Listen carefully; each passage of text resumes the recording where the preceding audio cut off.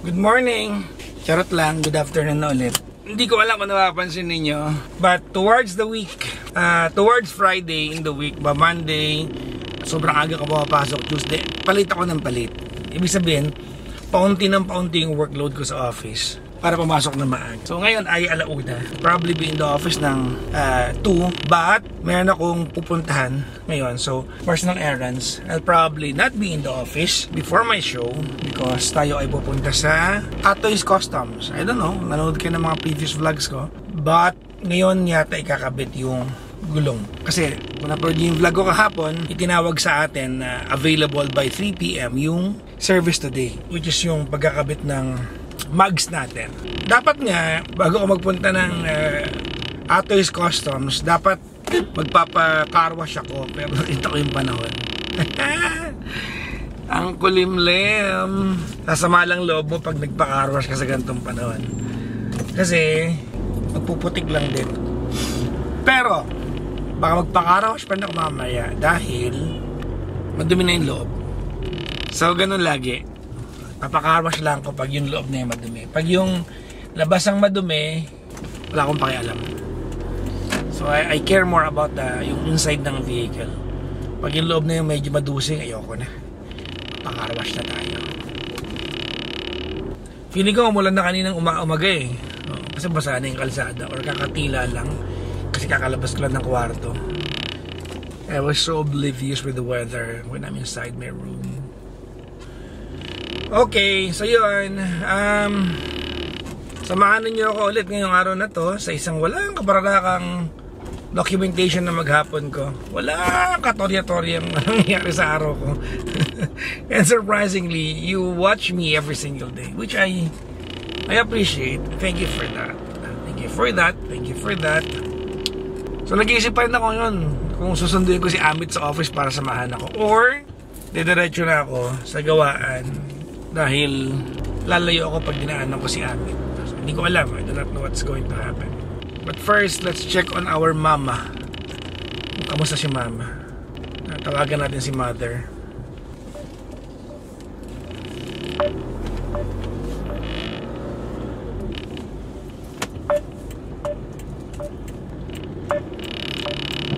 Ay, sumagot. Walang signal si mother.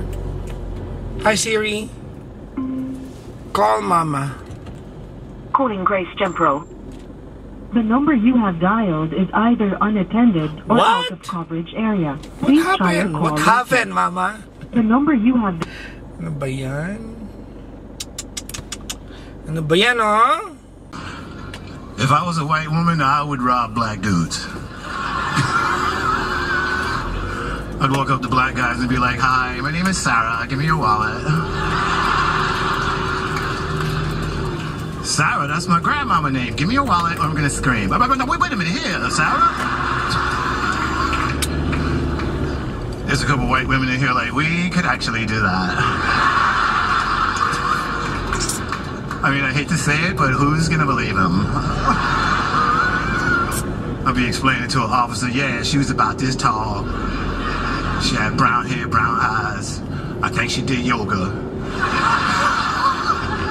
And she ran in that direction. And you mean to tell me a man of your stature couldn't catch her? What do I look like chasing a white woman? No. Nah, I couldn't catch her. Be an epidemic of white women robbing black dudes. We are along Aurora Boulevard now. It's 2:30 in the afternoon. 2:27 to be exact. At normally, pag around 4 PM, itong lugar na to ay traffic. Pero ngayon, maluwag pa. Hindi pa naglalabasan sa office yung mga tao. So, dumiretso na tayo sa sa Atoy's Customs. Hindi na tayo dumaan ng office dahil na-resolve ko na yung mga dapat kong i-resolve through phone. Dapat kasi dadaan ako ng office. Kaya lang, tumawag ako sa opisina at yung mga bagay na dapat natin gawin with our presence, nagawa ko na lang over a phone call. So, okay naman na yun. Nakatingin ako dito sa may Google Maps. Sabi niya, heavy traffic itong Aurora Boulevard. Hindi naman. Pulang-pula yung ano nakalagay sa Google Maps. Oh. Hindi ko alam kung anong meron. Nagkakamali din pala si Google Maps. Kasi nakalagay dito pulang-pula as in heavy. Oh, naku yung dog. Muntik na masagasaan yung dog. No! Naku anak, tatawid. Hintay mo yung stoplight. Hindi ko lang kung nakita nyo. Buti hinintuan itong nasa harapan natin. Good job. Malapit na tayo. Sabi dito ni Google Maps, we are 1 minute away. Paglagpas ng Petron. Yun. Ay, we're here na. Ito na siya on the right. So mukhang hindi ganun kabisi ngayon. Kasi makakapasok tayo kaagad. Yay! Atras ko na po doon. Pwede na po atras doon. Ano po ang gagawin? Yung gulong po. Gulong. Sir, dito na lang. Gulong. Ay, Papa Jack. Hi. Kamusta? Ayan na, okay na yung goma mo. Talaga? Atras ko doon? Hindi, ako lang po. Atras ko. We're back here sa ating customs. Tapos sobrang busy rito. Parang walang tigil yung mga tao. Parang ang dami nilang gawa. Finally, makakabit na siya. Ayan. Iba na yung nag-drive kasi mas kabisado nila yung parking dito. Saglit lang to. Last time parang walang 5 minutes nakabaklas yung gulong natin eh. Ayan. Pinabas siya. Ito yung tumatama po sa mismong plato ng ko. Ulit. We're back. Makapal pa yung gulong na nabili natin kay Jordan. Halos parang 90% pa yata ito, 95%.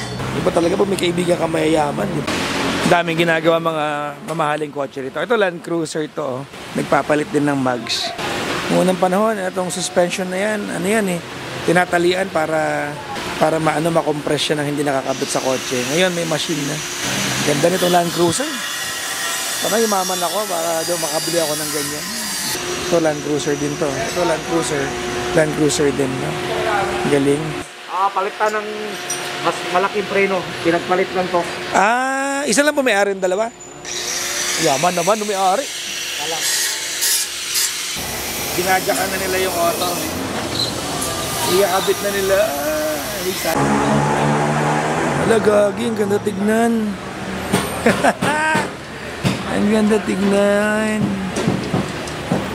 Sulit yung utang kay Jordan. Charot. Pogi tignan. Pumugi bigla. Kakatawa naman. Swak po yung pagkaka-rebor. Uy. First time. Kinakabit na yung kabilang side. Dumi ng kotse, sobra, Pero mamaya linisan natin to. Para makita naman natin yung full beauty ng MUX na may bagong mags. Stock. Yung bago. Ang galing. Nakakabit na guys. Ang galikod na nakakabit na. Ayan. Ang pogi. Hindi ko alam kung ako lang ba natutuwa dito. Baka ako lang nakaka-appreciate kasi. Diba? Ito pala si Camille. Hello Camille. Pantao yung pangalan mo, nak. Pantao. Nakita ko po sila kahapon. Pinafabricate na lang nila yung center cap dito. Kasi may takip yan ganito. Yan, may nakalagay na emblem ng Black Rhino. Yan. So ito, hindi na kailangan i-fabricate kasi walang bungo. Etong isa kasi, may bungo. So ang ginawa nila, hinabaan nila ng tornilyo para matakpan ito. So yun, pinafabricate ng mga boys doon. Malapit na matapos. Yehey! Ang mga asong mekaniko, may mga grasa rin sila. Hello! Anong pangalan po nito? Si Tinay. Si Tinay. Asan si Camille, ha? Bait mo naman. Kumain ka na? 4,000. Ano po pangalan? Pa-G na lang. Shout out. Nasa vlog naman kita. Oh, thank you, ha? Thank you. Mga gumawa. Salamat. Hala, nakakabit na yung gulong natin.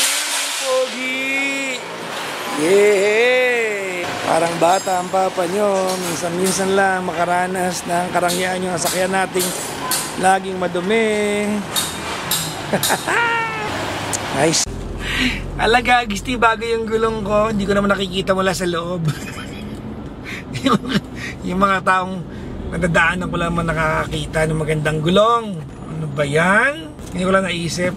Bali utang naman. Nakamags yung MUX natin, kinikilig ako. Kinikilig ako dahil nakamags yung MUX natin. Aww. Ang saya-saya ko naman, para akong bata. Kasi buong buhay ko, ngayon lang ako nagpakabit ng mags. May mga naging kotse po ako na nakamags. Pero nabili ko siya, nakamags na. Hindi na ako yung pumili. Ito, although sinalo natin from a tropa, gusto ko talaga yung itsura na yan. I've been looking at it sa mga dealership ng mga mags noon pa man. Kaya lang, ayoko nagpupunta sa mga dealership ng mags kasi pag nagpunta ka doon at sinukat nila yung mags sa kotse mo, ang hirap ng tanggihan kasi alam mo maganda tignan. Kaya happy ako ngayon. Diba? Oh, happy. Parang feeling ko tumaas yung kotse. No? Parang feeling ko tumaas siya. O baka ano, nagpi-feeling lang ako.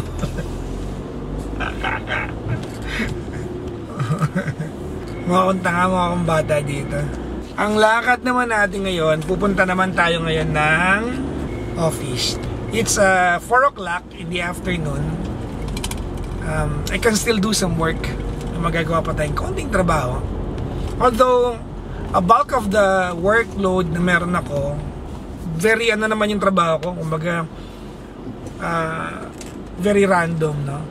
But a bulk of it, nagawa ko na siya ng Mondays hanggang Wednesdays. Ang heaviest day ko ay Mondays and Tuesday. So I'll try to finish everything. Kasi di ba may programa pa naman tayo sa gabi. So on top of that, may mga ginagawa pa tayo. Kain ng kaunti habang nagtatrabaho. And then magpapakarwash sana ako. Kaya lang parang it does not make sense to me na magpakarwash ngayon. Nasa office na tayo ngayon. At binibenta ko yung gulong natin na tinanggal. May mga tumawad na sa atin. Pang! Pang, question lang. Pang, tawag nito. Until what time kayo bukas ngayon, Pang? 6 p.m. Sige, Pang. Papick up ko lang yung ano, Pang, yung gulong. May kukuha na? Oo. Ikaw na lang hanapin, Pang. Okay lang. Okay po. Sige po, Papa Jack. Thank you, Pang. Salamat po. Thank you po. Kain muna tayo bago tayo mag-gym. So, kung nanood ka ng vlog ko kahapon, alam mo na ang pagkain ko kahapon ay ito rin. Iba lang yung lagayan. So, ganyan lang ako, kumain lagi. Lagi lang akong pare-parehas lang. Basta gustuhan ko kahit araw-araw okay lang ako. Adlay with Bopis. Hindi pwedeng daan, we're studying a lot. Actually, may statement you can suffer from to thoroughly. Technically, we will be in the lake. Baliktad, dapat inuna ko itong kainin. Alam nyo ba yun? Sabi ng mga dietitians, it's better that you eat the fruit before the meal. Huli na ang lahat. Nakain ko na yung adlay ko. Although wala akong kinain na karne, dahil vegan nga tayo. Kakain naman tayo ng hammy melon. Sa atin, ma'am, ang Hokkaido. Local, Papang? Papa Jack. Po? At rin papuntang ka sa Tagaytay? Apo. Vincent Ferdinand yung nag-book daw. Apo. Okay. Sige, sakto ko na. Salamat, Papang. Okay. Thank you, Papa Jack. Tumawag na yung taga-Ates Custom. Nabenta na natin yung gulong na tinanggal sa MUX natin. Same day. Binayaran lang tayo ng 7,000 pesos. Yung taga-Tagaytay, Sir Vincent, yung to make up. At least, bumalik kahit 7,000. Okay. Papunta tayo ng gym ngayon. It's time for our daily gym session. Ay, nako, umuulan na naman. It's raining na. It's raining na.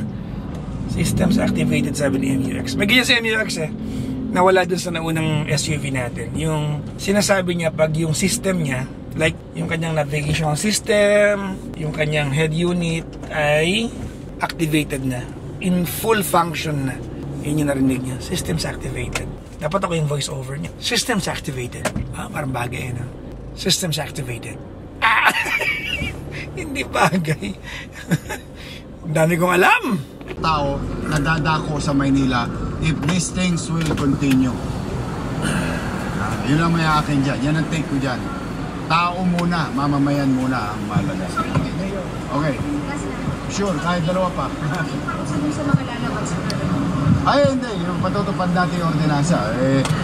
Baka mag-calisthenics na naman yung mga bata. Basta, it's, you know, the concept of implementing it is to care. Hindi punitive ang in as much as I can. It's more on bilang magulang, gusto mo lang magkaroon ng ekstrang magulang yung mga bata na pagmalasakitan sila para sa kaligtasan din nila, para sa kapakanan nila. That is the city government of Manila. Yun ang most gusto kong approach. Pero yung mga makukulit, baka gustong sumikat, bahala na ang bata sa inyo. We will do what we need to do. Pero it's more on pagiging ama. Nandito na ako sa gym. Mag-workout muna tayo. Then after nito, we're gonna go to work. So yun lang. Dito ko natatapusin tong vlog natin. Well, thank you very much for watching my day today. You guys are awesome. Bye-bye po. Salamat sa panonood ng vlog ko araw-araw. Bye-bye!